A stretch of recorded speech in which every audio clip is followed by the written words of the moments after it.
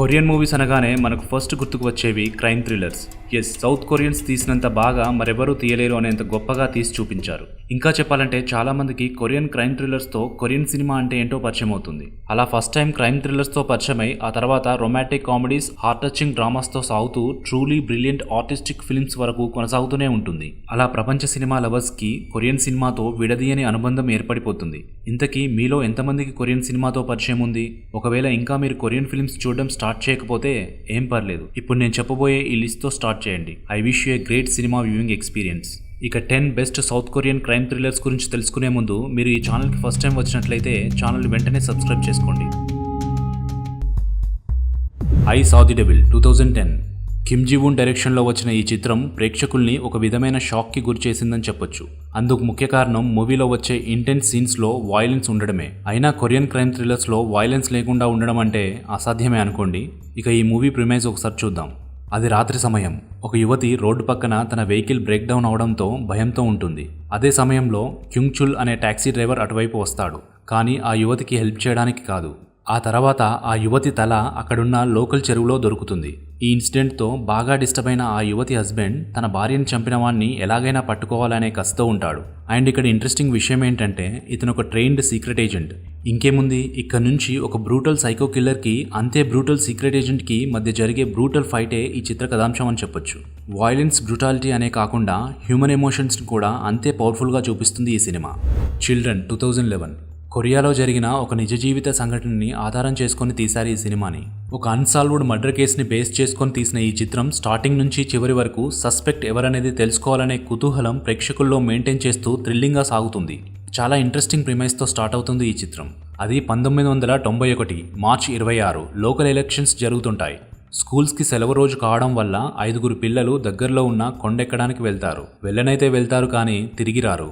ఆ పిల్లల తల్లిదండ్రులు ఈ విషయంపై అథారిటీస్ని సంప్రదిస్తారు. కానీ వాళ్ళు ఎలక్షన్స్ బిజీలో ఉండి పట్టించుకోరు. కొన్ని రోజుల తర్వాత కొన్ని వేల మంది పోలీసులు ఆ కొండ ప్రాంతం వెతకడం స్టార్ట్ చేస్తారు. కానీ ఒక్క క్లూ కూడా దొరకదు. ఇలాంటి పరిస్థితుల్లో అసలు అక్కడ ఏం జరిగింది అనే దానిపై జనాల్లో రకరకాల థియరీస్ డెవలప్ అవుతాయి. కొందరంటారు ఆ పిల్లల్ని నార్త్ కొరియన్ స్పైస్ ఎత్తుకెళ్లారని, మరికొందరంటారు ఏలియన్స్ లాంటివి వచ్చి తీసుకెళ్లాయని. అటువంటి పరిస్థితుల్లో ఒక డాక్యుమెంటరీ ఫిల్మ్ మేకర్ ఆ ఊరికి వచ్చి ఆ కేసుని ఇన్వెస్టిగేట్ చేయడంతో అసలు కథ మొదలవుతుంది. రియలిస్టిక్ టచ్తో పాటు హ్యూమన్ ఎమోషన్స్ ఆకట్టుకుంటాయి. Don't miss it. The man from nowhere 2010లో వచ్చిన చిత్రాల్లో సౌత్ కొరియాలో హైయెస్ట్ గ్రాసింగ్ ఫిల్మ్గా నిలవడమే కాకుండా ఇందులో వచ్చిన యాక్షన్ ఎపిసోడ్స్ అనేవి వరల్డ్ వైడ్గా మరెన్నో చిత్రాలకి ఇన్స్పిరేషన్గా నిలిచాయి. ఇక ఈ మూవీ ప్రిమైజ్ విషయానికి వస్తే టీజిక్ చాలా కామ్ గోయింగ్ పర్సన్. అతను ఒక పాన్ షాప్ నడిపిస్తుంటాడు. ఇక్కడ పాన్ షాప్ అంటే కిల్లీ షాప్ కాదు. ఇతను కొన్ని విలువైన వస్తువుల్ని తన వద్ద పెట్టుకుని డబ్బులు ఇస్తుంటాడన్నమాట.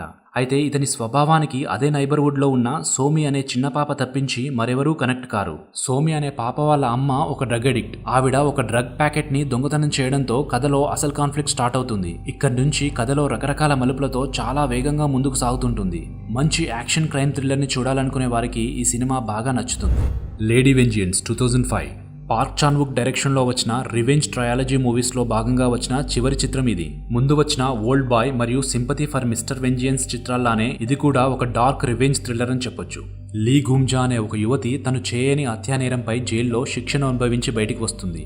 బయటికి వచ్చాక ఒక టీంని ఏర్పాటు చేసుకుని ఆ హత్య చేసిన అసలు నేరస్తుడిపై ఎలా రివెంజ్ తీసుకుంది అనేదే క్లుప్తంగా ఈ చిత్రకథ. ఈ మూవీ డైరెక్టర్ పార్క్ చాన్ వుక్ మనుషుల్లోని డార్క్ ఎలిమెంట్స్ ని ఎక్స్ప్లోర్ చేయడంలో సిద్ధహస్తుడు. తను ఎప్పట్లానే ఈ కథని కూడా తనదైన శైలిలో చెప్పడం మనల్ని ఆకట్టుకుంటుంది. ఏ హాట్ డే 2014.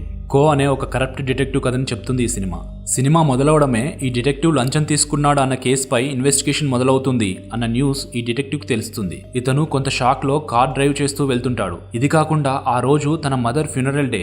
ఇలాంటి ఒక స్ట్రెస్డ్ సిచ్యువేషన్లో ఫాస్ట్గా డ్రైవ్ చేస్తూ రోడ్ పై వెళ్తున్న ఒక వ్యక్తికి యాక్సిడెంట్ చేస్తాడు. ఆ వ్యక్తి చనిపోవడంతో కేసు అవుతుంది అనే భయంతో అతని డెడ్ బాడీని తీసుకెళ్లి తన మదర్ శవపేటికలో దాచిపెడతాడు. ఇక ఇక్కడితో ప్రాబ్లం సాల్వ్ అయింది అనుకుంటాడు. బట్ ఒక్కొక్క ఇష్యూతో ఆ డేని ఎంత కష్టంగా ఎదుర్కొన్నాడు అన్నది మనం సినిమా చూసి తెలుసుకోవాల్సిందే.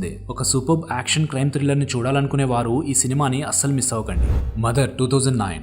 బోన్ జూన్వో డైరెక్షన్లో వచ్చిన ఈ చిత్రం మర్డర్ కేసులో ఇరుక్కున్న తన కొడుకు కోసం ఒక తల్లి చేసే పోరాటాన్ని చూపిస్తుంది.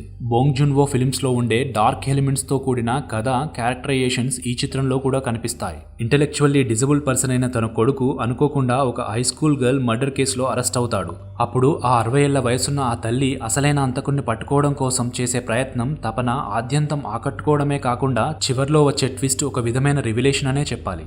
దర్శకుడు బోంగ్ జూన్వో యొక్క కథ చెప్పే తీరు అద్భుతం అనడంలో ఏమాత్రం అతిశయోక్తి లేదు. A must watch film. The chaser 2008. నేను కొరియన్ మూవీస్ చూడడం స్టార్ట్ చేశాక ప్రప్రథమంగా చూసిన చిత్రాల్లో ది చేజర్ మూవీ ఒకటని చెప్పొచ్చు. కొరియన్ దర్శకుల్లో బోంగ్ జూన్వో, పాక్ చాన్ వుక్, కిమ్ జూ వున్ల తర్వాత ఆ స్థాయి సామర్థ్యం ఉన్న దర్శకుడు ఎవరన్నా ఉన్నారంటే అది ఈ చేజర్ మూవీ దర్శకుడు నా హాంగ్ జిన్ అని చెప్పొచ్చు. ఇక ఈ మూవీ ప్రిమైజ్ను ఒకసారి చూద్దాం. ఇందులో ప్రధాన పాత్ర ఒక ఎక్స్ పోలీస్ డిటెక్టివ్. ఇతనికి డిపార్ట్మెంట్లో చాలా చెడ్డ పేరు ఉంటుంది. ప్రస్తుతం ఇతను అమ్మాయిలను సప్లై చేసే బ్రోకర్ పని చేస్తుంటాడు. ఆ రోజు రాత్రి ఒక అమ్మాయిని కస్టమర్ వద్దకు పంపిస్తాడు. అయితే అప్పటికే 2 అమ్మాయిలు మిస్సింగ్ లో ఉంటారు. ఇక ఈ అమ్మాయి కూడా మిస్ అయినట్టు గ్రహించి మనోడు అసలు ఈ అమ్మాయిల మిస్సింగ్ వెనుక దాగిన మిస్టరీ ఏంటో చేజ్ చేసే పనిలో పడతాడు. ఈ చిత్రం పేరుకు తగ్గట్టుగానే స్టార్టింగ్ నుంచి చివరి వరకు ఒక చేజ్ లా నడుస్తుంటది. బ్రెత్ టేకింగ్ ఎక్స్పీరియన్స్ ని ఇవ్వడమే కాకుండా అంతే లెవెల్లో షాకింగ్ అండ్ థ్రిల్లింగ్ ఎక్స్పీరియన్స్ ని ఇస్తుంది ఈ movie. New world 2013. Under world backdrop లో వచ్చిన కొరియన్ చిత్రాల్లో టాప్ లెవెల్లో ఉంటుంది ఈ సినిమా. అండర్ కవర్ ఆఫీసర్ అయిన జాసుంగ్ ఒక పెద్ద క్రైమ్ సిండికేట్ లోకి ఇన్ఫిల్ట్రేట్ అవుతూ 8 సంవత్సరాల్లో ఒక్క మెట్టుకు ఎదుగుతూ వస్తుంటాడు. అయితే ఆ క్రైమ్ ఆర్గనైజేషన్ హెడ్ చనిపోవడంతో అతని పరిస్థితి ప్రమాదంలో పడుతుంది. పోలీస్ ఆఫీసర్ గా ఓవైపు, అండర్ వరల్డ్ వ్యక్తిగా మరోవైపు అతని లైఫ్ ఛిద్రమవుతుంటది. పవర్ కోసం జరిగే ఆ పోరులో ఎంతటి సిచ్యువేషన్స్ ఎదురవుతాయి అనేది మనం స్క్రీన్ పై చూడాల్సిందే. ఇక ఈ సినిమాలో వచ్చే క్లైమాక్స్ పోర్షన్స్ అయితే మామూలుగా ఉండవు. వండర్ఫుల్ ఎక్స్పీరియన్స్ ఇస్తుంది ఈ మూవీ. The LOC 2010. 2008లో ది చేజర్ ఫిలింతో అందరినీ ఆశ్చర్యపరిచిన దర్శకుడు నా హాంగ్ జిన్ నుంచి సరిగ్గా 2 సంవత్సరాల తర్వాత వచ్చిన మరో అద్భుతమైన క్రైమ్ థ్రిల్లర్ ఈ చిత్రం. అయితే ది చేజర్ లో సైకో కిల్లర్ క్యారెక్టర్ లో యాంటగోనిస్ట్ గా నటించిన నాజుంగ్ హూ ద ఎల్ఓసిలో ప్రొటగనిస్ట్ క్యారెక్టర్ చేయడం ఒక వెరైటీ అని చెప్పొచ్చు. క్లుప్తంగా ఈ చిత్ర కథ ఏంటి అంటే, టాక్సీ డ్రైవర్ అయిన మెయిన్ లీడ్ అప్పులతో కూరుకుపోయి ఉంటాడు. అలాంటి క్లిష్ట పరిస్థితుల్లో ఒక ప్రొఫెసర్ ని చంపితే తన అప్పులన్నీ తీరుతాయి అనే విధంగా ఒక ఆఫర్ దొరుకుతుంది. అయితే ఆ ప్రొఫెసర్ ని చంపే ప్రయత్నంలో మన టాక్సీ డ్రైవర్ ఎటువంటి సిచ్యువేషన్స్ ని ఎదుర్కొన్నాడు అనేది ఒక విధంగా చెప్పాలంటే ఈ చిత్ర దర్శకుడు నా హాంగ్ జిన్ చాలా కాంప్లికేటెడ్ స్క్రీన్ ప్లేతో ఈ చిత్రాన్ని రూపొందించాడని చెప్పొచ్చు. ఇక్కడ ఎందుకు కాంప్లికేటెడ్ స్క్రీన్ ప్లే అంటున్నానో మీకు సినిమా చూస్తే తెలుస్తుంది. ఈ సినిమాని కంప్లీట్ గా అర్థం చేసుకుని ఎంజాయ్ చేయాలంటే మినిమం 3 సార్లు కంప్లీట్ అటెన్షన్ తో చూడాల్సిందే. ఇది నేను చూసిన one of the most under rated films అని చెప్తా. Memories of murder 2003. కొరియన్ సినిమాతో పరిచయం ఉన్న ఎవరికైనా ఈ మెమోరీస్ ఆఫ్ మర్డర్ సినిమా గురించి ప్రత్యేక పరిచయం అవసరం లేదు. అంత పాపులర్ ఫిల్మ్ ఇది. ఒక విధంగా చెప్పాలంటే మోడర్న్ కొరియన్ సినిమా స్థాయి ఏంటో ప్రపంచానికి చెప్పిన చిత్రం ఇది. దర్శకుడు బోంగ్ జూన్వోని ప్రపంచానికి పరిచయం చేసిన సినిమా కూడా ఇదే. 1986 నుంచి 91 వరకు కొరియాలో జరిగిన సీరియల్ మర్డర్స్ ని ఆధారం చేసుకుని దర్శకుడు బోంగ్ జూన్వో ఈ చిత్రాన్ని రూపొందించాడు. నిజానికి కొరియన్ జనాల్ని ఆ సీరియల్ మర్డర్స్ ఒక విధమైన షాక్ కి, టెర్రర్ కి గురిచేశాయి. అంతలా అక్కడ జనాల్లో నాటుకుపోయిన ఆ డార్క్ బ్రూటల్ ఇన్సిడెంట్ ని బేస్ చేసుకుని ఈ చిత్రాన్ని రూపొందించి సక్సెస్ అవడం అంటే మామూలు విషయం కాదు. వరుస హత్యలతో ఆ చిన్న టౌన్ లోని పోలీసులు కిల్లర్ ని పట్టుకోవడానికి చేసే ప్రయత్నంలో ఒక సిటీ డిటెక్టివ్ వాళ్ళకు తోడైతే ఎటువంటి సిచ్యువేషన్స్ ఎదురవుతాయి అన్నది చాలా సహజంగా చూపించడమే కాకుండా ఆద్యంతం డార్క్ కామెడీని మెయింటైన్ చేస్తూ సూపర్ ఎక్స్పీరియన్స్ ఇస్తుంది ఈ మూవీ. ఇక ఈ చిత్ర దర్శకుడు బోంగ్ జూన్వో ప్రతిభ గురించి ఎంత చెప్పినా తక్కువే.